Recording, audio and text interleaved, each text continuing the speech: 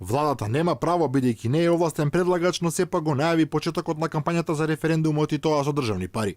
На таков начин го крши законот за референдум, Прежанскиот договор како и препораките на Венецијанската комисија, велат правните експерти. Според дел од нив воопшто и не постои референдумско рекламирање, туку само јавна пропаганда која почнува на самиот ден на распишување на референдумот. Други пак тврдат дека владата ја започнува пред време јавната кампања бидејќи просто ја смета за нерегулирано прашање, иако е јасно дека во случај на непостоење на норми за референдумска кампања се применува изборниот законник, а тој законник пак предвидува само 20 дена референдумска кампања, која во овој случај мора да започне дури на 10 септември. Дополнителен проблем е и неопходноста од обезбедување еднакви услови и достапност до јавните медиуми за сите оние кои сакаат да се произнесат во врска со референдумот, а што е регулирано и во членот 2 на Кодексот на Венецијанската комисија. Во овој член се регулира забраната за јавно финансирање, значи се предвидува само партиско финансирање на кампањата, тоа значи дека доколку СДСМ, ВМРО, ДПМН, Левица сметаат дека треба да водат кампања про или контра или за бојкот, тие самите да си ги финансираат кампањите, но никако јавните фондови да не се допираат, односно буџетски средства во кампањата.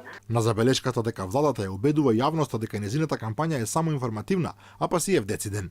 Тоа е исто, значи се подведува под злоупотреба на правото. Значи кампања владата не смее да води со државни пари и точка. Може да води СДСМ, може да води ВМРО ДПМН, може да води Левица, може да води друга партија, но владата или собранието како такво не може да води кампања, бидејќи тоа нема други пари освен државните пари, ме разбирате. Од тука секое финансирање на таква кампања, макар би ја нарекле и информативна, е пречекорување на добрите референдумски практики кои што се застапени во Советот на Европа.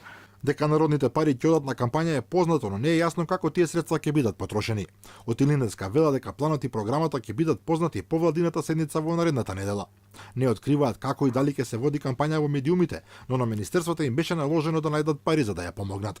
Премиерот пак веќе подлог период преку социјалните мрежи кои се спонзорирани, односно платени, повикува на поддршка на договорот со Грција, оти како што вели со него се кроела македонската иднина.